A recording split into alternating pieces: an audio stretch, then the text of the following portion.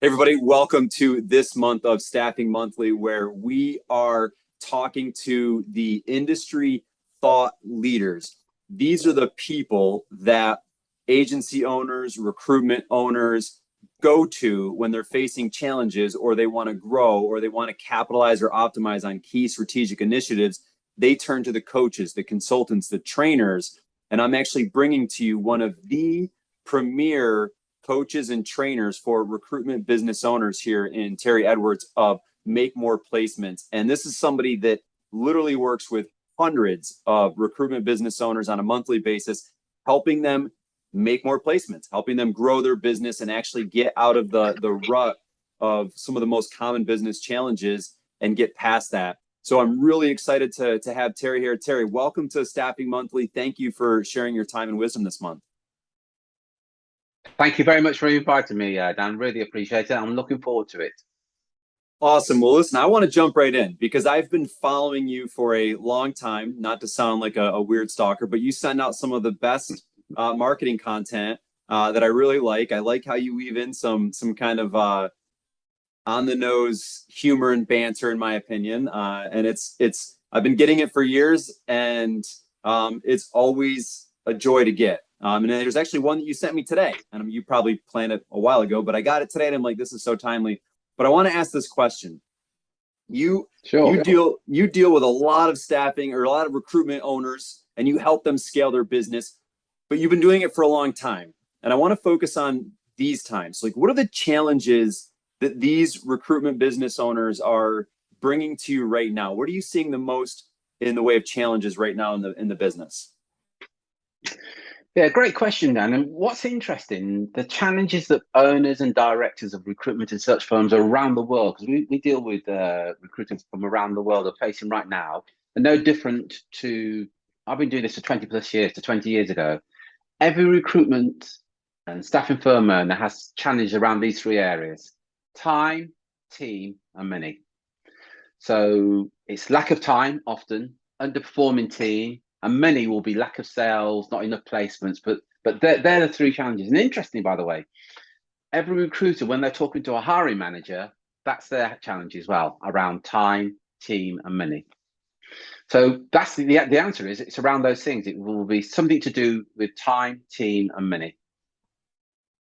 Really? Okay, so walk me through that then, because that seems I've been in this business a little while, and I'm embarrassed to say I feel like you just oversimplified the big challenges. So let's uncover that. So what challenges around time are you seeing? Just to start there, like Okay, what? let me share a story with you. That maybe go. First of all, I've got some bad news for recruiters. Your hiring managers don't want recruiters. They don't want recruitment. There's the bad news. What they do want is a solution that you provide.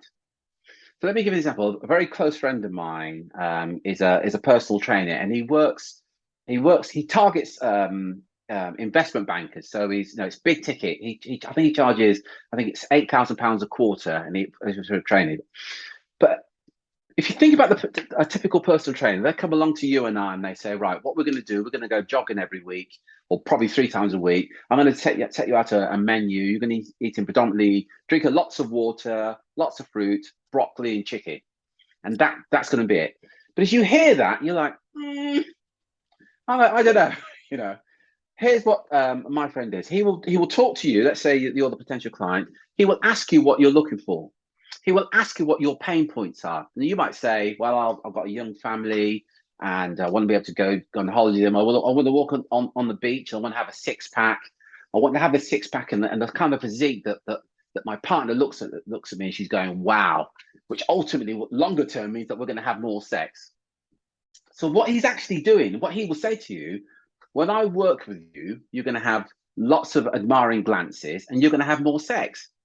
And ultimately, that's what we want. We want more sex and admiring glances rather than we want jogging 3 times a week and eating, drinking water and chicken and broccoli. And it's the same with the hiring manager. So my background, I used to be an IT recruiter. So I can tell any IT director, I'm an IT recruiter. I've been doing this for 20 years. I've got a big database. Here's their real challenge for a CTO. They're probably working on a project right now that has to be delivered. It may be over budget. They may have a team working on this project, and for whatever reason, the team aren't performing. And by the way, anybody with a team the 80-20 principle. 20% of the team are probably underperforming, 20% are underperforming. As a line manager, they spend most of the time with the underperformers. Because the project's over budget, it's putting pressure on the line manager or the CTO or whoever it is. So getting pressure from above, it's not good for their career either. They're going home, they're stressed, they're angry, it's impacting on the relationship. As a recruiter, I can come along and say, I'm an IT recruiter, I recruit IT project managers. I'm going to help you identify the top performing IT project managers that will ensure your project, your IT project, will be delivered on time and to budget and making your life easier. Because ultimately, that's what the hiring manager wants. They want Right the on. project delivered on time, to budget. And yeah, so it's not about the recruiter. They want their problem solved. Does that make sense, Dan? So that makes complete sense, and that's actually very natural to my sales style. I try to have those selling conversations because you really, you don't the the clients we have, they don't need what we sell. They need what we sell can do for them. Like is what you just surmised so nicely with your Spot story. on. Yeah. And that makes a ton of sense. And I think that goes a long way in the mindset of the recruiter, because if you're just trying to fill a rec based on match methodology of like, oh, these skills match, these skill match, yeah, you might be able to make a placement or at least make some submissions. But if you really want to wow a client, you've got to actually find the candidate that's going to deliver what the client really wants out of the role they have vacant, right? Yeah. And if you take that stance, you then, because most recruiters, sadly, from the hiring manager's point of view, it's just a commodity. So what can you do it for, Dan? You say, well, I can do it for 20%. And they say, well, I spoke to Terry, he can do it for 19%. So I'll work with Terry because it's just a commodity. But if you can position yourself as the authority and solving their problem, then the fee is less of an issue now. It's about solving their problems. There's a saying, isn't there? People will pay a lot of money to get rid of the pain that they're having right now. So for the hiring manager, it's identifying their pain and say, look, I can solve that problem for you. That's what really matters, because they don't want the cheapest candidate. They actually want problem solved. So that's true. And I'm on record all the time saying experts get paid. And if you position yourself as the expert. So let's get tactical for a second, Terry. You hit one with that recruiters get all the time is that whole commoditization thing where their client says, hey, this other recruiter can do it for 19. Why should I actually, go with you for 20%? How do you teach your clients to respond to that question? Well, it starts before that conversation. It starts with marketing. So if you position yourself as the authority, so I'll stay with IT, and the reason I stay with IT because that's my background. Yeah, let's live there. We'll live in IT for the whole call. This is great. Yeah, yeah.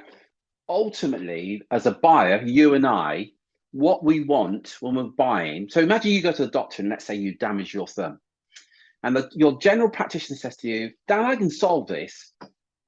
Or you can go and see a specialist. You're going to want to see a specialist. You're going to go, no. Or if you've got children, you'd say, no, let's go and see a specialist. And we're all like that. We want to deal with specialists.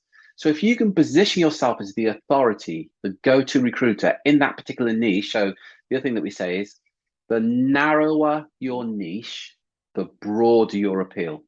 So staying with IT, if you said, I'm an IT cybersecurity recruiter, that's the only area I work in. It's easier to position yourself as an authority in that specific niche than the recruiter that says, you want IT, I can do that. You want a plasterer, I can do that. You want a bricklayer, I can do that. The generalist. Because Yeah. all that happens is you end up being nothing to nobody. Whereas the expert, the authority says, no, I only do this. So then the hiring manager says, I can get this cheaper. And you say, of course you can. But if you want the cheapest recruiter, then we shouldn't be having this conversation. Now, if you want the best candidate, let's continue the conversation because I'm a specialist in this area. But you would position yourself as a specialist from your marketing beforehand.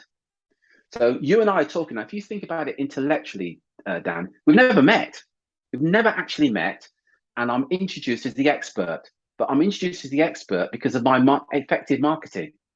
So if you as a recruiter market effectively to your target audience, a couple of things happen. First of all, the hiring manager comes to you because, well, there's lots of recruiters out there, but this guy, Dan, I get all these marketing. The very least I can do is talk to him. So that helps if they come to you.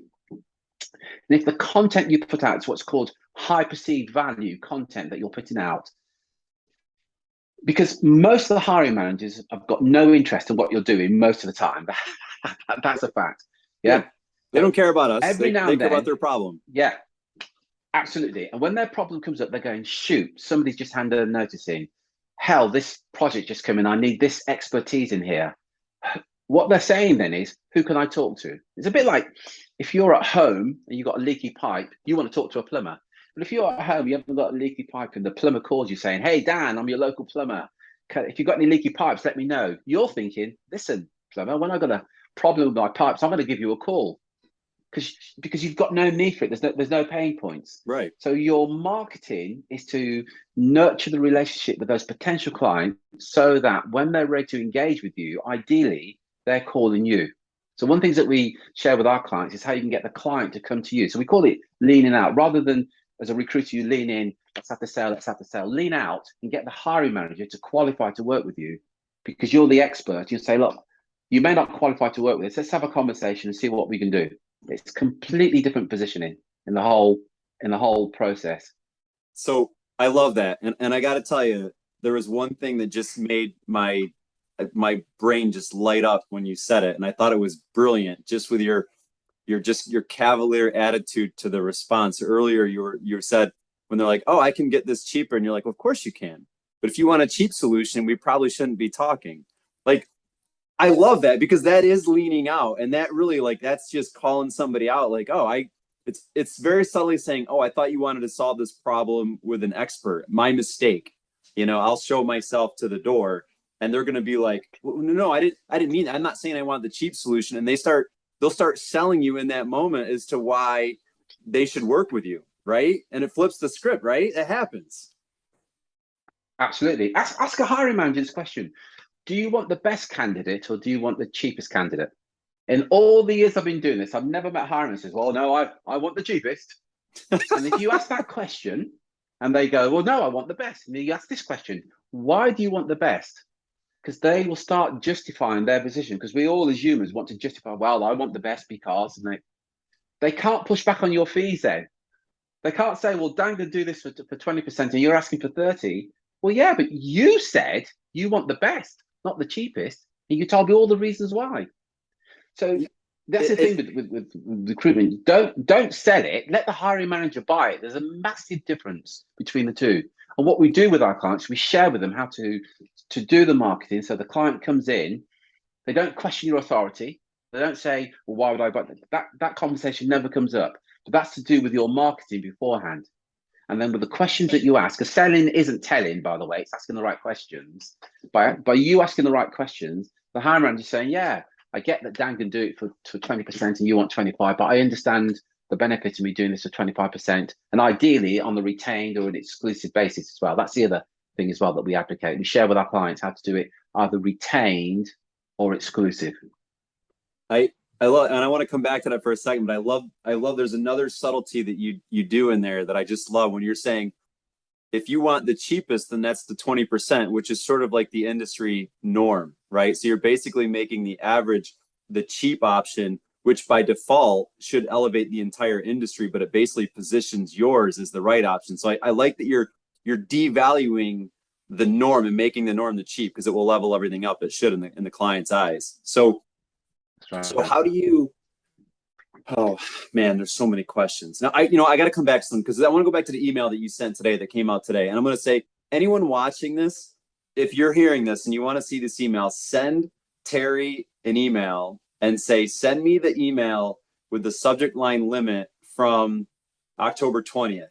And this one made a ton of sense, and it goes to what you were just talking about, where about decisions. Like a lot of times, the thing that gets in the way of performing is just making the right decisions. And it's not that we don't know the decisions, but it's we just knowingly choose not to make the right decisions consistently, right? Do you know the email I'm talking about? Yeah. I don't know the email, but I know the school of thought because yeah, I've sent out lots of emails and Drew I writes a know. lot of them as well. So it's a specific email. Yeah, but please read that. Let me know.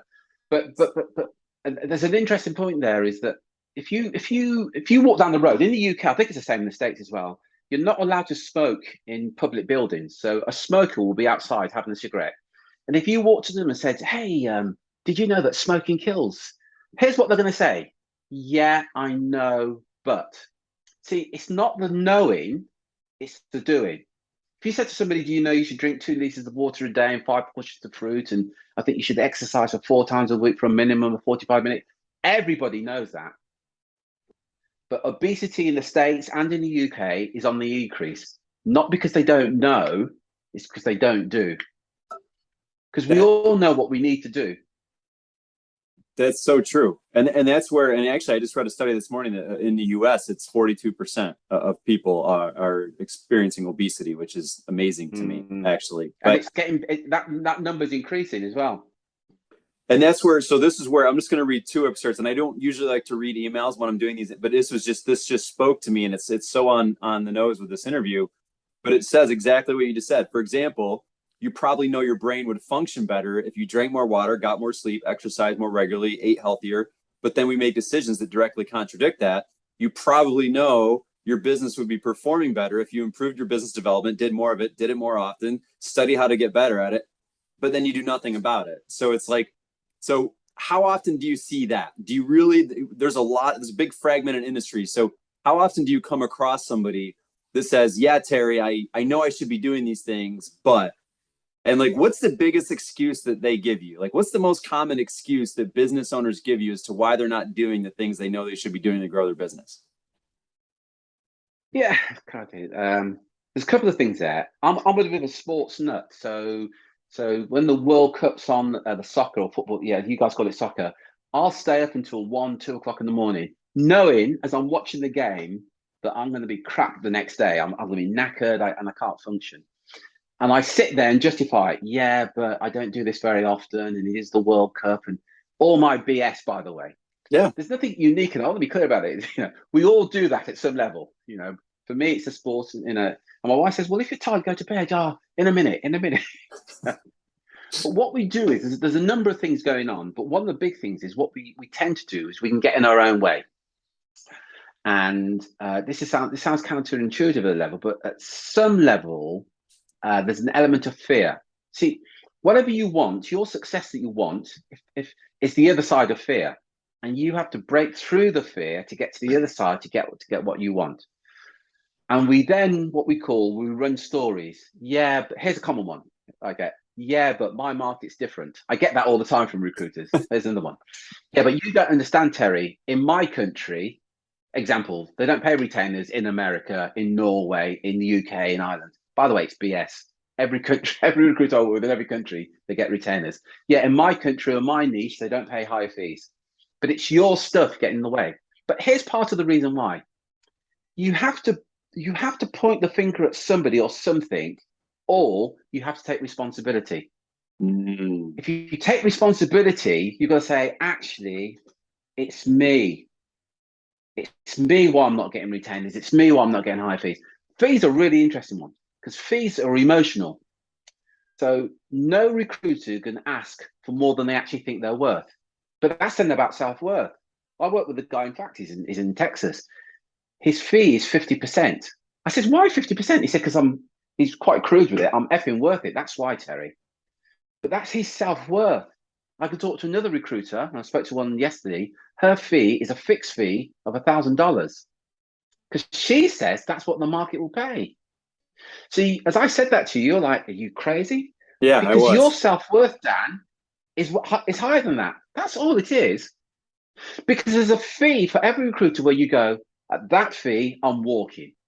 At 15%, 12%, I won't do anything below 10%. That's just your standards. That's all it is. That's it.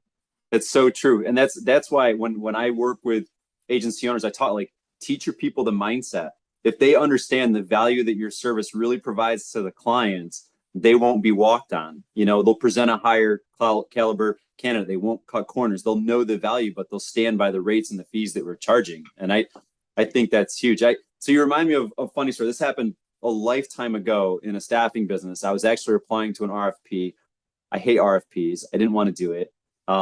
And I knew that they were just going to judge me. It's like a, an 87-page RFP. You got to put together the glossy proposals and mail it in and all this stuff. And it's like, but they're just going to flip to the pricing page and pick the lowest, price, right? And I'm like, you know what I'm going to do?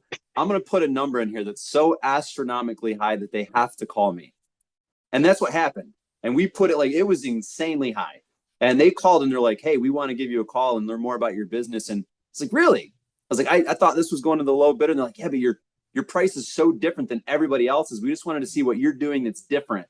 And I was like, oh, everyone else must have been missing something. They might not be including stuff and they're probably going to add it back later. And the guy's like, really?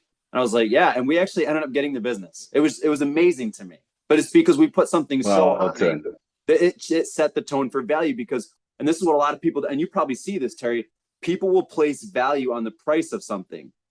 So those people going to your client in Texas that's charging 50% because he's effing worth it, they're probably like, wow, 50%, this guy must be really good. Like, this is what I want. I want really good, and because it's different, they probably, and he has to get half the retainers, half the business to outperform everyone else, which is great.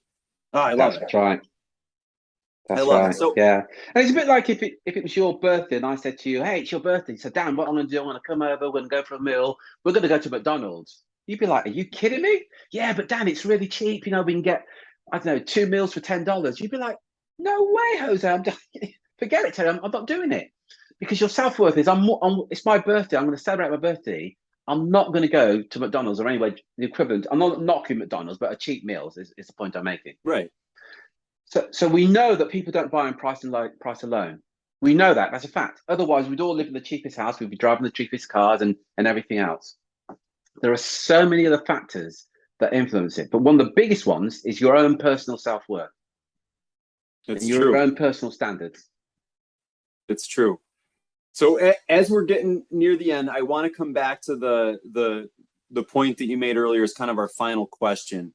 So with these people that say they can't get retainers or they can't get exclusive agreements, let's just be the last question. How do you teach recruiters to get retainers and get exclusive agreements with clients? Like, what advice do you give that person? Yeah, so there's a couple of things. First of all, the problem with retainers, the average contingent recruiter will fill between 10 and maybe 70% of the roles they're working on. If they're at 70%, they're at the top end. Most recruiters don't even know what that percentage is, by the way. So most of them don't measure it. But the average we find is about 30%. So that means that 70% of the time you're working, you're not getting paid. Think about that for a minute. Dan, come and work for me, but 70% of the time I'm not going to pay you. Terry, I'll give that a miss, then. Yeah, right. And the other challenge is that the hiring manager, and then the recruiter said to me, yeah, but when the hiring manager gives me 10 roles, I don't work on them all. I just work on the 3 that I know I can fill. But look at it from the hiring manager's point of view. Well, I give this guy 10 roles. He only fills 3. So most of them just, so the perception is this guy doesn't fill most of the roles. Then the recruiter then says, yeah, but there's a shortage of candidates. And I always say this, does that role get eventually filled by somebody else? Well, yeah, but and I would have filled it if I could have found the candidate. Well, there's not shortage of candidates. And by the way, if there's a shortage of candidates, you charge more. The law of supply and demand. Yeah. If there's really a shortage, you charge more.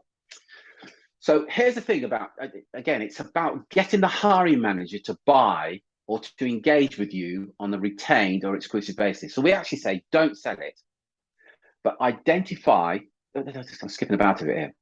As human beings, we're motivated by 2 things: to avoid pain and gain pleasure. Everything we do, from combing your hair, if you've got hair, to what you wear, to what you dress, to everything. So for the hiring manager, you've got to identify what the hiring manager's pain is. So I'll go back to IT. The pain is, if I don't get this project done on time, it's going to be bad on me. I'm going to get pressure from above. I'm getting pressure at home because I'm always tired. I haven't got time for my family. So once you can identify the pain, you can ask the right questions. So the hiring manager says, yeah, I need to get this problem solved quickly.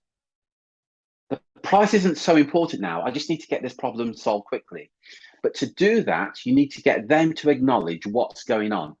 So it's about asking a series of questions of what's going on in their business, what's going on in their lives, and the impact that will have, the implications if this problem continues. So with that hiring manager, what's the impact if this continues and you don't get this project delivered on time into a budget? Well, now they're down a spiral of pain, pain, pain, pain. And we want to avoid pain. So you get them to talk about the pain. If I don't get this done, it's not going to look good on my career. The rest of the team aren't going to be happy about it. My direct line manager, my CEO, whoever it is, isn't going to be happy about it. But it's all pain. It's having a negative impact on my relationship with my kids and with my partner because I'm not getting this done. So it's all about pain. But it's getting them to acknowledge the pain that's going on. Then you ask a series of questions and they go, yeah, let's do this. We have to do this on a retained basis. And the fee becomes almost, it doesn't matter. Solve my problem. I keep repeating this. Clients will pay a lot of money to take the pain away if you can identify the pain. But most recruiters talk about, I'm a recruiter. I've done this for 10 years. I've got a massive database, blah, blah, blah. The client doesn't care about you. They want their problem solved. Does that answer the question, Dan? It does, wholeheartedly, and I think that's great tactical advice, as to how you should navigate that situation. And it really, if I can just summarize up what we discussed, I really see a big point about if we want to charge higher fees and we want to make more money, then one, we need to be worth it. We need to believe that we're worth it, and we need to deliver value that is worth it, right? So we can substantiate that. But two, we need to actually sell and position ourselves as an expert and diagnose the pain that they're experiencing and sell based on the solution that the customer or client is going to receive, not sell on price. And if we sell on price, it's only our own fault when the buyer we're presenting to tries to buy on price, right? 100%. 100%, yeah. And it's about managing that call. It's about, just very quick, I know we're coming to an end, but if you went to the doctor with a sore throat, so you knocked on the door and the doctor says, come in, as you walk in, the doctor's got their head down and they're making notes and they don't look up at you, they say, right, just get behind the screen and take your clothes off. You'd be like, whoa, I've got a sore throat, why do I? And that's malpractice. But how many recruiters launch into a hiring manager saying, I'm a recruiter, I can do this, my fees are this, without actually knowing what the hiring manager's pain is? And it's about finding that pain. Same way that when you go to the doctor and you've got a sore throat, you want the doctor to look at your throat and take your temperature and blood pressure and everything else that they would do to make an accurate diagnosis, rather than, I can do this for 10%. When can we have the business? I agree wholeheartedly, man. I appreciate you sharing. Hey, do you have any I know occasionally you'll run like workshops, but do you have like anything coming up or any way to engage with people? Is there something we should point people towards if they want to get more information about? Yeah. To answer your question, there's two things. Please feel free to connect with me on LinkedIn. If you go to LinkedIn and look for Terry Edwards or Renegade Recruiter, please feel free to connect with me there. We also have a group on Facebook called Make More Placements, where we give free training away. We give free training. So if you go to Facebook and go to Make More Placements, we have a Facebook group there. Alternatively, you can go to our website, which is www.makemoreplacements.com. So that's makemoreplacements.com. You can go there, and we'll give you, again, you give us your details and we'll provide free training there. I want to be clear. All this is free. There's no cost. There's no obligation. We've got a YouTube channel, but you go to any of those places. So to repeat, the group is the Make More Placements community for recruitment and search business owners. It's a free group, and we give free training every Wednesday. We give a free video, free booklet covering these subjects in a lot more detail. Or makemoreplacements.com. We've got lots of free training there as well. Please feel free to connect with me on LinkedIn, and I will accept your invite to connect. Awesome. And I will make sure that we get all those direct links to those so people can just go find them right away. And I will tell you, at the very least, go subscribe to his emails. You will not be disappointed. Every time you get one, it's witty, it's informative, and you'll never be tempted to hit unsubscribe. It's that good. So Terry, thank you so much for sharing your wisdom today, being part of Staffing Monthly. I'm grateful for your knowledge and your time. And if there's ever anything I can do for you, please let me know. And until next time. Daniel, thank you very much for inviting me. Really appreciate it. I thoroughly enjoyed that. So thank you very much for inviting me. It's been a pleasure.